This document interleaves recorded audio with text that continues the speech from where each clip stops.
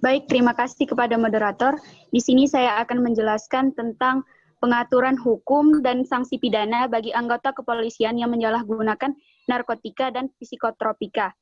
Sebagaimana dalam Undang-Undang Narkotika Nomor 35 Tahun 2009 yang mengatur tentang sanksi-sanksi yang diberikan pada tindak pidana narkotika, antara lain yang pertama yaitu tindak pidana bagi orang yang tidak melaporkan adanya tindak pidana narkotika pasal 131, bahwa pasal tersebut yang berbunyi setiap orang yang mengetahui kejadiannya tindak pidana narkotika wajib melaporkannya kepada pihak yang berwajib.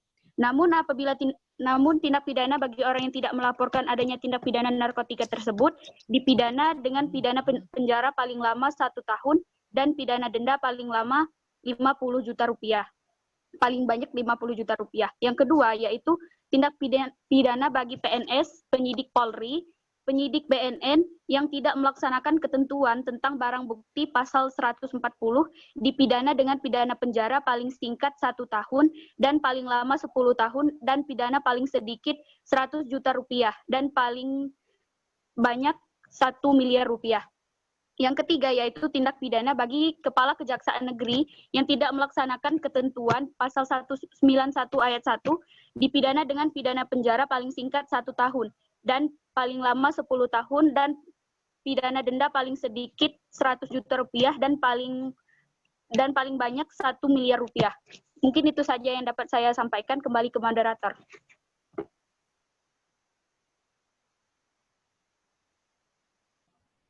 Baik, itulah penyampaian materi dari Saudari Emaliansa.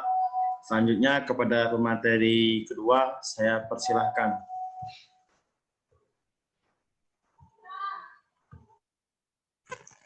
Dalam penanganan pemberian sanksi pidana terhadap oknum Polri yang menyalahgunakan narkotika, diberlakukan Undang-Undang Nomor 35 Tahun 2009 tentang narkotika.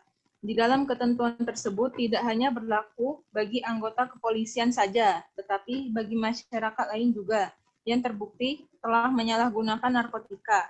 Ketentuan pidana narkotika, bentuk tindak pidana yang dilakukan, serta ancaman sanksi pidana bagi pelakunya yang diatur dalam Undang-Undang Nomor 35 Tahun 2009. Tercantum dalam pasal 129 dan pasal 137. Selain sanksi pidana yang tercantum pada Undang-Undang Nomor 35 Tahun 2009, kepada oknum Polri yang menyalahgunakan narkotika juga diberikan sanksi administratif, yakni sanksi yang diberikan oleh instansi yang bersangkutan. Oknum polisi yang menggunakan narkotika berarti telah melanggar aturan, disiplin, dan kode etik, karena setiap anggota Polri wajib menjaga tegaknya hukum, serta menjaga kehormatan, reputasi, dan martabat Kepolisian Republik Indonesia. Pelanggaran terhadap aturan disiplin dan kode etik akan diperiksa dan bila terbukti akan dijatuhi sanksi. Saya kembalikan kepada moderator. Baik, terima kasih atas penyampaian materinya Saudari Aryani Dwi Lestari. Selanjutnya kepada pemateri ketiga, saya persilahkan. Baik, terima kasih moderator. Oleh karena itu, oknum polisi yang menggunakan narkotika tetap akan diproses hukum acara pidana walaupun telah menjalani sanksi disiplin dan sanksi pelanggaran kode etik. Oknum polisi disangkakan menggunakan narkotika dan proses sampai terbukti melalui putusan pengadilan yang telah berkekuatan hukum tetap atau asas praduga tidak bersalah. Sebagaimana diatur pasal 8 ayat 1 Undang-Undang Nomor 48 Tahun 2009 tentang kekuasaan kehakiman, apabila putusan pidana terhadap oknum polisi tersebut telah berkekuatan hukum tetap, ia terancam diberhentikan tidak dengan hormat berdasarkan pasal 12 ayat 1 huruf A Peraturan Pemerintah Nomor 1 Tahun 2003 tentang pemberhentian anggota kepolisian negara Republik Indonesia apabila dipidana penjara berdasarkan putusan pengadilan yang telah mempunyai kekuatan hukum tetap dan menuntut pertimbangan pejabat yang berwenang tidak dapat dipertahankan untuk tetap berada dalam Dinas Kepolisian Negara Republik Indonesia. Itu saja yang bisa saya sampaikan. Saya kembalikan kepada moderator.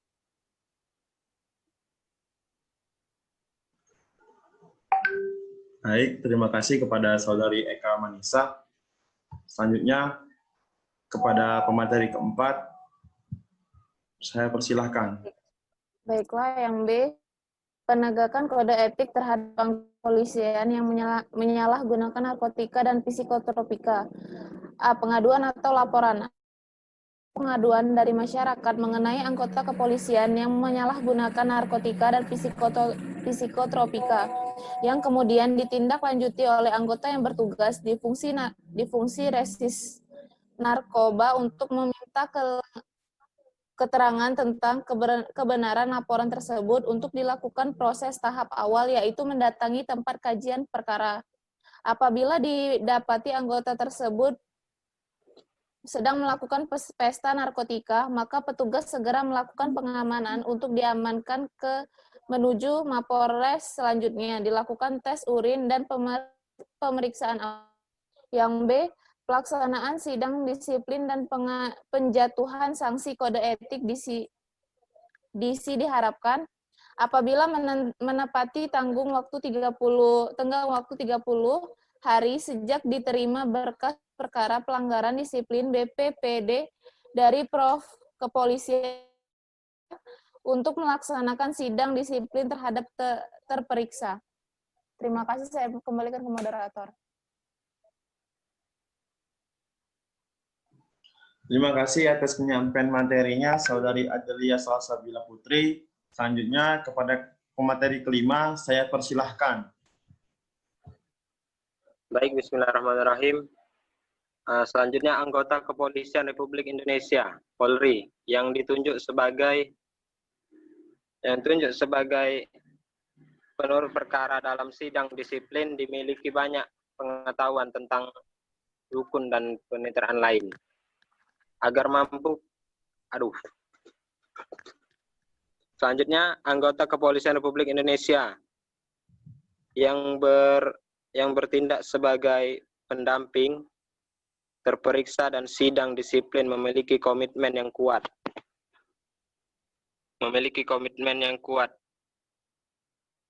Pelaksanaan tugasnya pun dalam kehidupan masyarakat demi mewujudkan kepolisian Republik Indonesia yang dipercaya masyarakat untuk sementara dapat mengesampingkan dulu kelemahan yang ada dalam peraturan pemerintah Republik Indonesia nomor 2 tahun 2003 dan Kepolisian Republik Indonesia nomor Pol /2 Cap /43 IX /2004 tanggal 30 September 2004.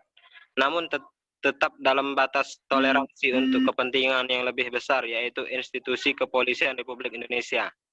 Selanjutnya, sanksi yang dapat dikenakan terhadap anggota tersebut berupa pemberhentian dengan tidak hormat dalam kurung PDTH. Karena dalam Perkap nomor 14 tahun 2011 pasal 21 ayat 3 menyebutkan sanksi administratif berupa rekomendasi pemberhentian dengan tidak hormat dalam kurung PDTH bagi anggota yang melakukan pelanggaran meliputi pidana 4 tahun penjara atau lebih berdasarkan putusan pengadilan yang mempunyai kekuatan hukum tetap.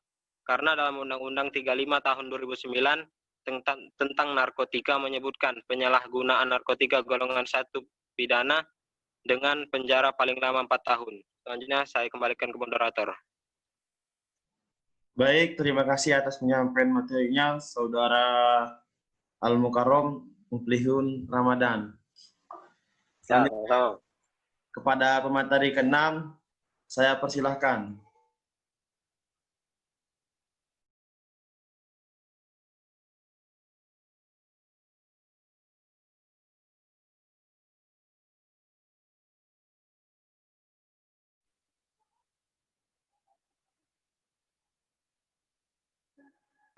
Ulangi nomornya. Nah, ya, silakan. 0822.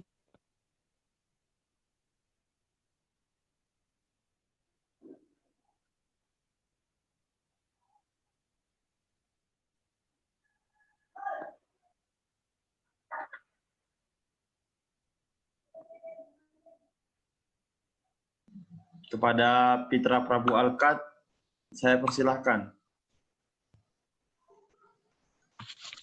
Baiklah, terima kasih moderator. Cek. Aman. Baiklah, di sini saya akan menjelaskan. Benar. Setiap keputusan penghukuman terhadap anggota Kepolisian Republik Indonesia Polri yang berbentuk sanksi hukuman disiplin dalam pasal 9 Peraturan Pemerintah Republik Indonesia Nomor 2 Tahun 2003 karena nyata-nyata telah melakukan pelanggaran disiplin tertentu yang sifatnya memberatkan, meresahkan masyarakat dan terdampak pada turunnya citra Kepolisian Republik Indonesia Polri, agar melalui proses sidang disiplin kemudian baru diajukan sidang kode etik. Setiap sanksi kode etik yang diketahui oleh masyarakat luas, terutama kepada pihak korban, diberitahukan secara tertulis, sehingga tidak timbul kesan bahwa Kepolisian Republik Indonesia melindungi anggotanya dan tidak menegakkan hukum disiplin anggota Kepolisian Republik Indonesia Polri dengan profesional, objektif, transparan, dan akuntabel. Next. Baik, terima kasih kepada Saudara Fitra Mahbub Alkat. Selanjutnya kepada pemateri ke-7, saya persilahkan. Baiklah. Yang C, pelaksanaan sanksi kode etik. Menurut pasal 5 disebutkan bahwa kepolisian merupakan alat negara yang berperan dalam memelihara keamanan dan ketertiban masyarakat, menegak hukum, serta memberi perlindungan, pengayoman, dan pelayanan kepada masyarakat dalam rangka terpeliharanya keamanan dalam negeri.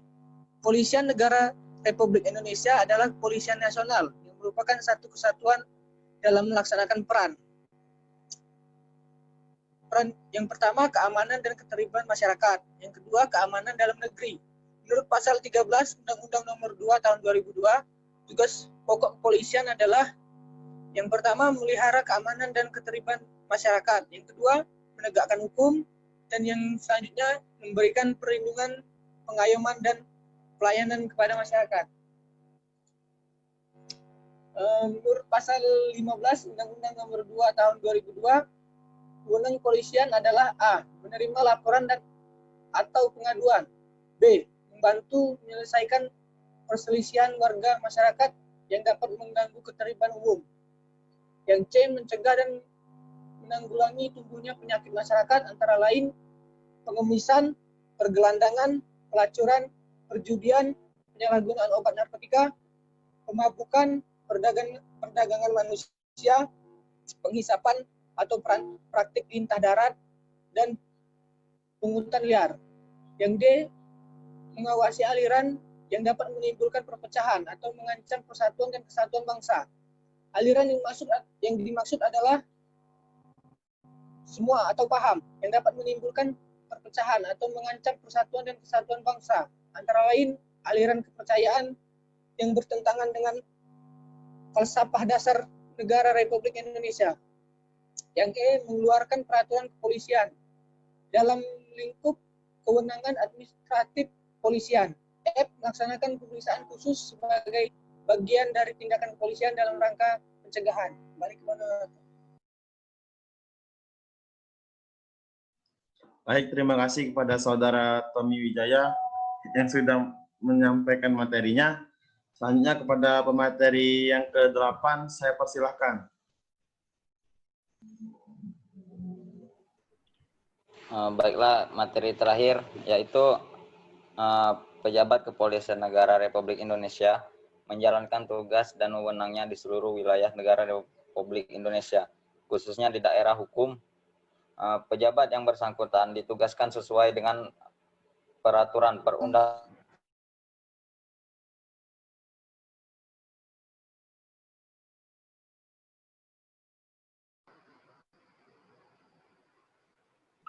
Nampaknya saudara untuk kepentingan negara Republik Indonesia mewenang pelaksanaan ketentuan tersebut hanya dapat dilakukan dalam keadaan yang sangat perlu dengan memperlihatkan peraturan perundang-undangan dan kode etik profesi Kepolisian Negara Republik Indonesia. Kepolisian Negara Republik Indonesia dalam pelaksanaan tugasnya bertanggung jawab kepada Presiden, baik di bidang fungsi kepolisian, preventif maupun represif, justisial. Namun demikian, pertanggungjawabannya tersebut harus senantiasa berdasar kepada ketentuan peraturan perundang-undangan, sehingga tidak terjadi intervensi yang dapat berdampak negatif terhadap pemulihan profesi kepolisian. Baiklah, terima kasih pada moderator.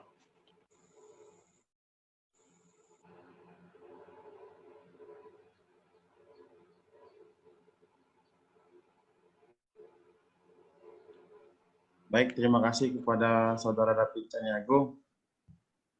Selanjutnya, saya buka sesi pertama. Tanya jawab, yang dimana pada sesi pertama ini ada 4 pertanyaan kepada kawan-kawan sekalian yang mungkin resah dengan materi hari ini dan ingin bertanya. Maka saya persilahkan. Nah, silakan kepada Hairunisa. Oke.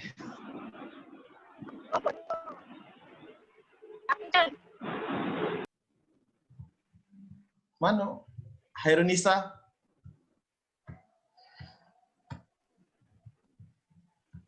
Pada Hairunisa? Mendak ganti moderator Zaini dulu. Baiklah, moderator. Terima kasih moderator. Saya juga moderator. Ada. Terima kasih pada moderator. Perkenalkan, nama saya Hairunisa. Di sini saya akan menanyakan kepada kelompok yang telah mempresentasikan materi jurnalnya dengan baik. Di sini saya ingin menanyakan mengenai PPT dari pemateri yang menyebutkan bahwa oknum polisi yang menggunakan narkotika tetap akan diproses hukum secara pidana walaupun telah menjalani sanksi disiplin dan sanksi pelanggaran kode etik. Nah, yang ingin saya tanyakan, bagi oknum yang menggunakan narkotika itu akan diproses secara hukum. Nah, bagaimana jika ia ketergantungan? Apakah ada rehabilitasi layaknya warga biasa atau rehabilitasi dari instansinya atau langsung diberhentikan secara tidak hormat tadi? Terima kasih.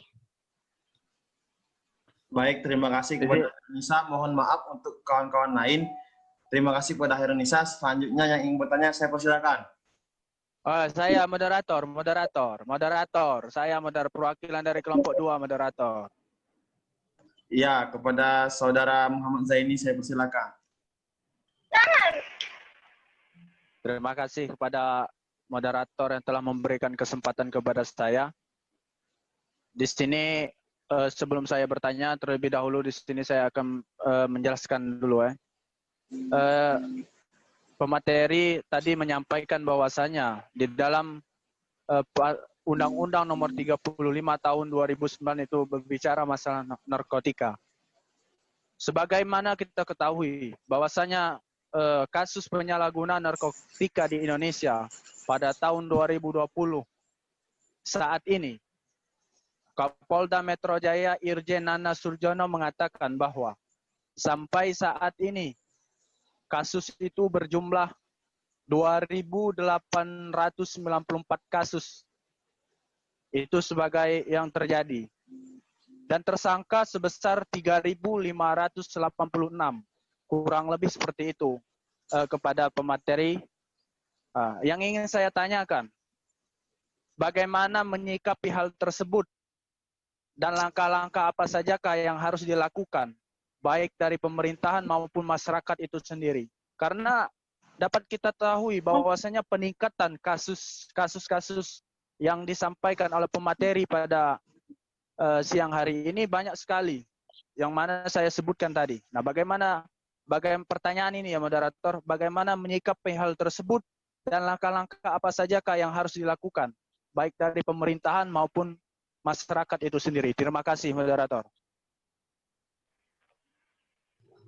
Baik, terima kasih kepada Muhammad Zaini. Sebelumnya, kepada penanya pertama dan kedua, yaitu Hairunisa dan Muhammad Zaini, silakan ketik pertanyaannya di kolom komentar agar teman-teman lain bisa mengetahui. Selanjutnya, kepada penanya lain, saya persilakan. Izin bertanya. Ya. saudari Nyayu, dari Natasha. Kepada saudari Nyayu terlebih dahulu, saya persilahkan. Saya Nyayu dari kelompok 2. Terima kasih sebelumnya kepada moderator. Saya perwakilan dari kelompok 2 yang ingin bertanya, apakah prosedur pemeriksaannya sama antara oknum kepolisian yang menggunakan narkotika bagi masyarakat biasa? Sekian saja yang saya tanyakan. Terima kasih.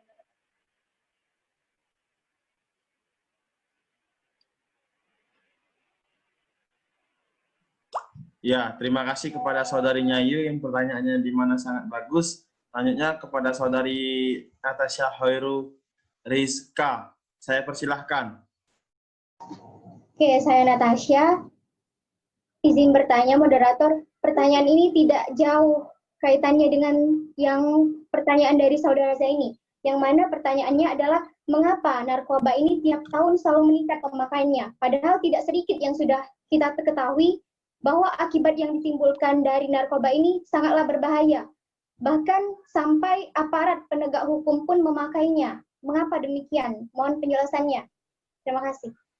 Ya, terima kasih pertanyaan dari Natasha Rizka. Baik, terima kasih kepada para penanya.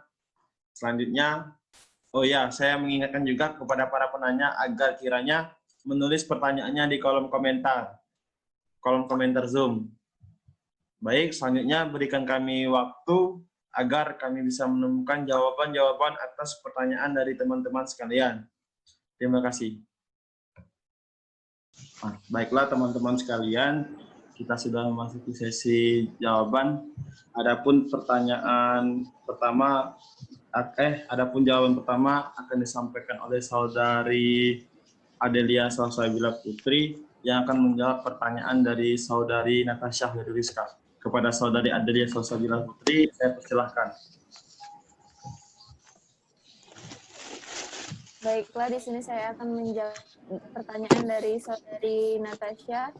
Yang pertanyaannya, mengapa narkoba tiap tahun selalu meningkat pemakaiannya, padahal tidak sedikit yang mengetahui bahwa akibat yang timbul dari narkotika ini sangatlah berbahaya. Bahkan sampai aparat penegak hukum pun memakainya. Mengapa?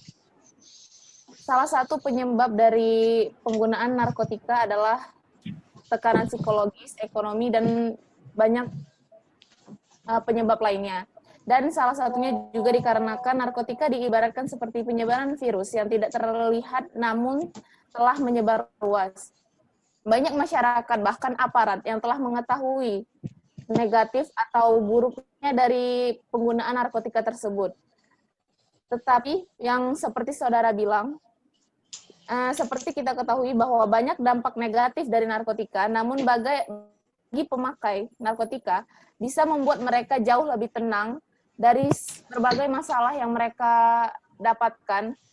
Dan hal positif lainnya yang dikemukakan oleh mereka adalah mereka bisa menghilangkan penat dengan menggunakan narkotika tersebut. Terima kasih. Jawaban dari saudari Adelia. Jujur, jawabannya tadi sangat menarik mengenai mengapa meningkatnya kasus narkotika ini. Baik, saya tanya kepada saudari Natasha Rizka, bagaimana tanggapannya? Oke, baiklah. Saya rasa sudah cukup jelas jawabannya. Terima kasih, pemateri, dan terima kasih moderator. Ya, sungguh sangat jelas jawaban dari Adel tadi. Selanjutnya pertanyaan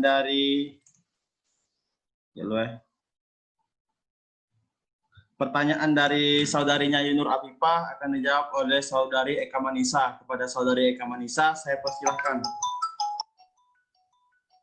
Baiklah, terima kasih moderator. Saya di sini akan menjawab pertanyaan dari Yunur Afifah yang pertanyaannya yaitu apakah prosedur pemeriksaannya sama antara oknum kepolisian yang menggunakan narkotika dengan tindak pidana narkotika bagi masyarakat biasa. Menurut pasal 29 ayat 1 Undang-Undang Nomor 2 Tahun 2002 tentang Kepolisian Negara Republik Indonesia, anggota Kepolisian Negara Republik Indonesia tunduk pada kekuasaan peradilan umum. Hal ini menunjukkan bahwa anggota Polri merupakan warga sipil dan bukan termasuk subjek hukum militer. Oknum polisi yang menggunakan narkotika berarti telah melanggar aturan disiplin dan kode etik karena setiap anggota Polri wajib menjaga tegaknya hukum serta menjaga kehormatan, reputasi, dan martabat Kepolisian Republik Indonesia. Pelanggaran terhadap aturan disiplin dan kode etik akan diperiksa dan bila terbukti akan dijatuhi sanksi. Penjatuhan sanksi disiplin serta sanksi atas pelanggaran kode etik tidak menghapus tuntutan pidana terhadap anggota polisi yang bersangkutan. Pasal 12 ayat 1 Perundang-undangan 2/2003 WO pasal 28 ayat 2 Perkapolri 14/2011. Oleh karena itu, oknum polisi yang menggunakan narkotika tetap akan diproses hukum acara pidana. Walaupun telah menjalani sanksi disiplin dan sanksi pelanggaran kode etik, apabila putusan pidana ia terhadap oknum polisi tersebut telah berkekuatan hukum tetap, ia tercantum diberhentikan, tidak dengan hormat berdasarkan pasal 12 ayat 1, huruf A, PP nomor 1 tahun 2003 tentang pemberhentian anggota Kepolisian Negara Republik Indonesia, PP 1/2003. Jadi, walaupun anggota polisi juga merupakan warga sipil, tetapi terdapat perbedaan proses penyidikan perkaranya dengan masyarakat biasa karena selain tunduk pada peraturan perundang-undangan, anggota Polri juga terikat pada aturan disiplin dan kode etik yang juga harus dipatuhi. Baiklah, itu saja yang bisa saya sampaikan. Terima kasih, moderator. Baik, terima kasih atas jawabannya Eka Manisa. Baik, terima kasih atas jawabannya Saudari Eka Manisa. Kepada Saudara Asadil, mohon untuk tidak mengganggu karena dengan menelpon saya. Selanjutnya, bagaimana dari Nur Apipah tanggapannya? Saya rasa sudah cukup jelas, moderator. Terima kasih. Ya, terima kasih. Terima kasih atas kejelasannya. Selanjutnya pertanyaan yang ketiga dari Saudari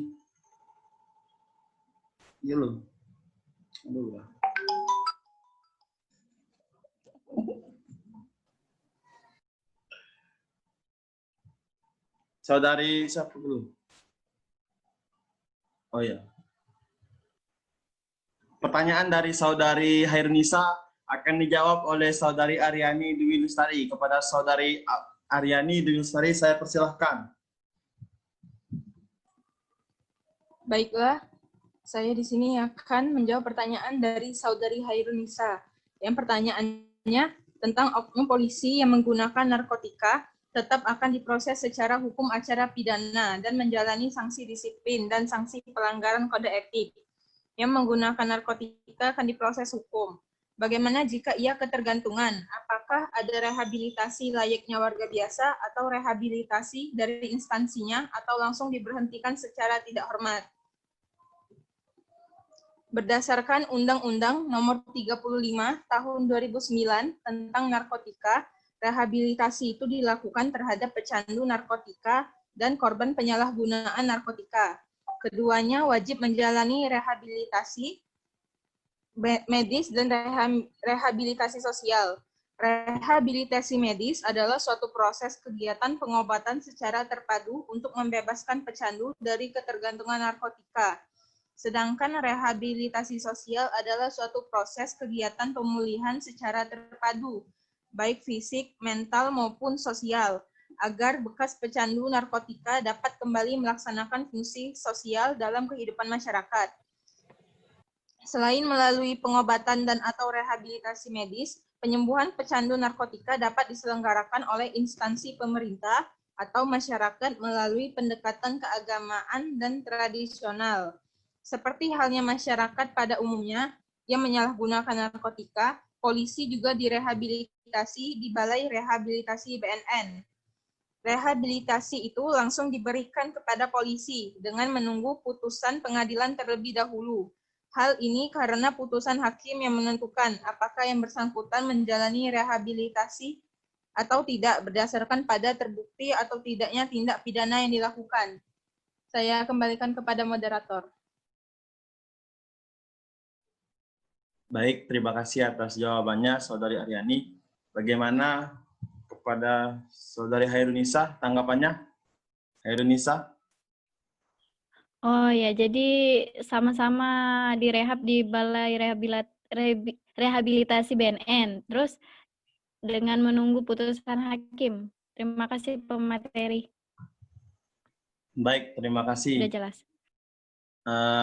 Untuk pertanyaan saya ini akan saya sendiri yang menjawabnya. Jadi pertanyaan dari saudara Muhammad Zaini tadi, beliau pada intinya bertanya bagaimana menyikapi hal yaitu peningkatan kasus narkotika. Langkah-langkah apa saja yang harus dilakukan baik oleh pemerintahan maupun dari masyarakat itu sendiri. Baik, yang pertama dari masyarakat, bagaimana cara kita menyikapi hal narkotika ini. Jadi narkotika ini dari masyarakat itu diperlukan membangun sebuah awareness atau kesadaran. Dalam hal ini, kesadaran yang dimaksud adalah pendidikan-pendidikan mengenai penyuluhan-penyuluhan anti narkoba. Nah, di sini kita bisa lihat bagaimana penyuluhan itu menjelaskan bahaya narkoba. Narkoba itu bisa dipenjara apabila mengedarkannya. Apabila kita memakai narkoba, maka kita akan terkena penyakit. Sebagai generasi muda kita harus bersumbangsi untuk bangsa dan negara, salah satunya dengan tidak menggunakan narkoba. Berapa banyak generasi muda hari ini yang terjangkit narkoba lalu dia tidak bisa memberikan sumbangsinya kepada bangsa dan negara. Lalu bagaimana langkah yang diambil pemerintahan terhadap kasus narkotika ini? Nah, tadi dari masyarakat membangun, pada intinya adalah membangun awareness atau kesadaran. Lalu dari pemerintahan adalah membangun sistem hukum yang bagaimana sistem hukum itu benar-benar membuat masyarakat itu mempunyai efek jerah. Oh, bahwasanya ketika saya mengedarkan narkoba, saya akan mendapatkan hukuman sanksi pidana seperti ini. Nah, jadi ketika seseorang mau menggunakan narkoba, dia berpikir dua kali bahwasanya sistem hukumnya saya akan mendapatkan sanksi hukum seperti ini. Nah, yang perlu diketahui juga, ketika seseorang memakai narkoba, ketika dia menyerahkan diri, maka dia tidak bisa dihukum. Dengan catatan dia menyerahkan diri, maka langkahnya adalah diberikan rehabilitasi. Tapi dengan catatan dia menyerahkan diri, maka harapannya ketika ada kawan-kawan kita yang memakai narkoba, maka dia bertobat, oh baru sadar ya bahwasanya narkoba itu sangat-sangat berdosa secara agama, akan masuk neraka. Intinya kan di secara kesehatan dia tidak sehat, maka dia menyerahkan diri, maka dia tidak bisa dihukum, maka solusinya dia digantikan di pusat rehabilitasi. Dalam hal ini bisa BNN dan lembaga-lembaga rehabilitasi narkoba lainnya. Mungkin terima kasih, itu saja yang bisa saya sampaikan. Kepada Muhammad Zaini bagaimana? Izin moderator ingin menyikapi ya. Menyikapi jawaban dari saudara Ihsan Juliansah. Jawabannya itu tadi ya dapat saya pahami. Namun secara kenyataan dan fakta yang kita lihat pada saat ini, pada tahun 2020 ini, bahkan sudah disampaikan oleh pemateri itu sendiri bahwasanya kasus-kasus ataupun penyalahgunaan gunaan narkotika itu dilakukan oleh pihak pemerintahan itu sendiri yang sudah dipertanyakan oleh saudari Natasha tadi. Nah, ini kan bagaimana untuk menumbuhkan rasa kesadaran diri masyarakat. Itu pertanyaan saya. Bagaimana untuk menumbuhkan rasa kesadaran diri masyarakat, sedangkan pihak pemerintah pun melakukan ataupun menyalahgunakan tersebut. Nah, bagaimana ini? Jadi yang saya ingin tanyakan ini ya, saudara Ihsan, ini sebenarnya kasus-kasus seperti ini tidak bisa kita dalam artian kita pikirkan sepele ataupun hanya yang seperti itu. Maksud saya itu langkah-langkah yang lebih spesifik lah, yang membuat efek jerah. Nah, itu bagaimana itu saudara Ihsan Juliansah? Katanya tadi untuk hukum, hukum. Dapat kita ketahui hukum itu sekarang itu bagaimana ini? Nah, itu mungkin itu saya menyikapi jawaban dari saudara Ihsan tadi. Terima kasih. Baik, terima kasih atas tanggapannya Saudara Muhammad Zaini. Jadi pertanyaannya tadi bagaimana membangun kesadaran anti narkoba yang untuk masyarakat. Ya, sadar atau tidak sadar yang kita lakukan pada saat ini, kita berdiskusi, kita melakukan kuliah mengenai materi tindak pidana narkotika terhadap polisi, itu salah satu bentuk langkah yang paling kecil untuk kita dari mahasiswa sejak hari ini untuk menyadari bahwasannya bahaya narkoba tersebut. Nah, itu langkah kecil menurut saya. Sadar atau tidak sadar, ketika teman-teman hari ini mengetahui materi-materi tentang tindak pidana narkotika, maka teman-teman secara tidak langsung menyadari bahwasanya bahayanya narkoba dan mengetahui hukuman sanksi pidana terhadap narkoba. Lalu bagaimana langkah, bagaimana masyarakat, sedangkan pemerintah sendiri itu memakai narkoba? Maka di sini diperlukan asas equality before of the law, asas persamaan, semua orang itu sama di depan mata hukum. Nah, dalam hal ini, pihak kepolisian apabila dia benar-benar memakai narkoba, maka asas equality before of the law itu harus ditegakkan.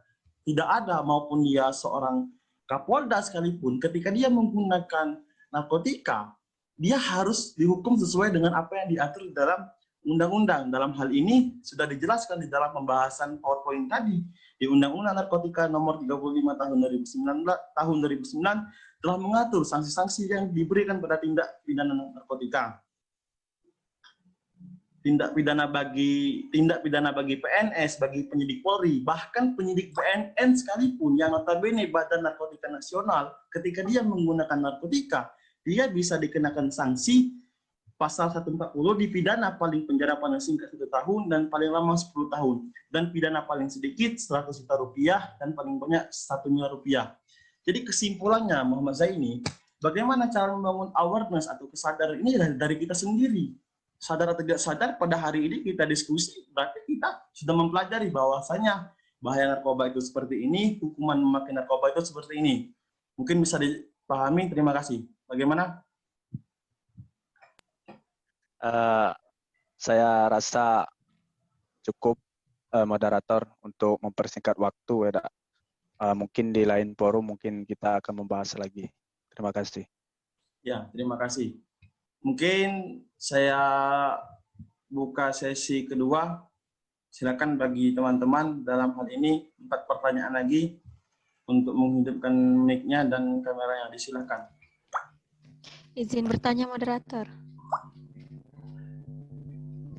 Ya, silakan kepada Saudari Nadia Fitriani.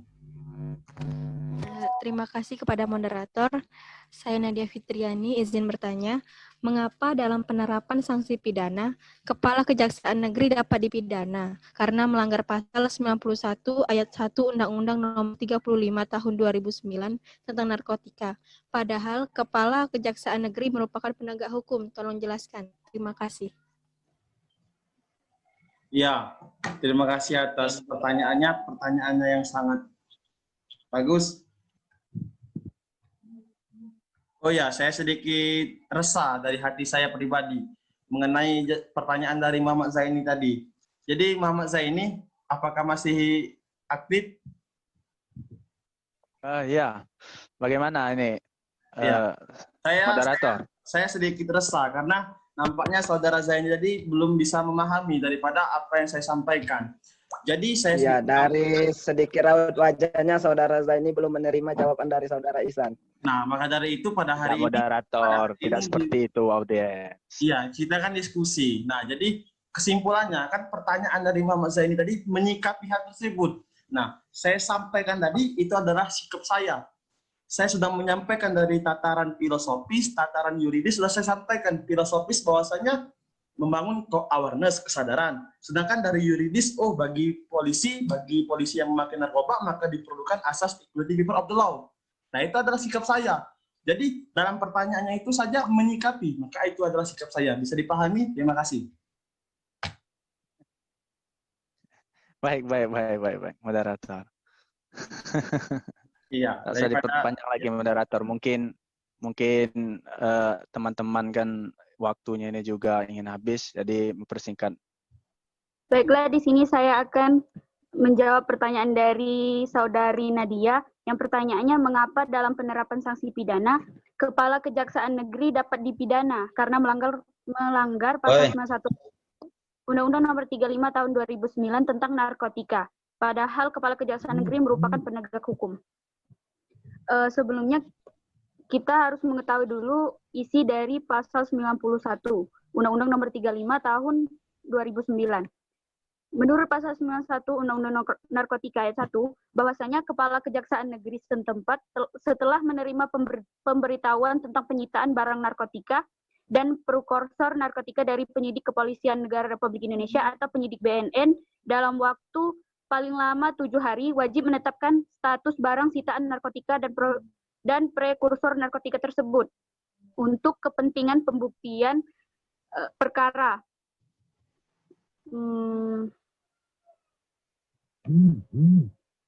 Untuk kepentingan perkara. Mengapa Kepala Kejaksaan Negeri itu dapat diberlakukan sanksi pidana atau tindak pidana? Karena secara melawan hukum tidak melaksanakan tugas dan kewajibannya. Menunjukkan penegakan hukum diberlakukan tidak hanya kepada pelaku tindak pidana narkotika, melainkan juga kepada para penegak hukum yang mengabaikan tanggung jawabnya dan menyalahgunakan kewenangan yang telah diatur dalam undang-undang. Sekian, moderator.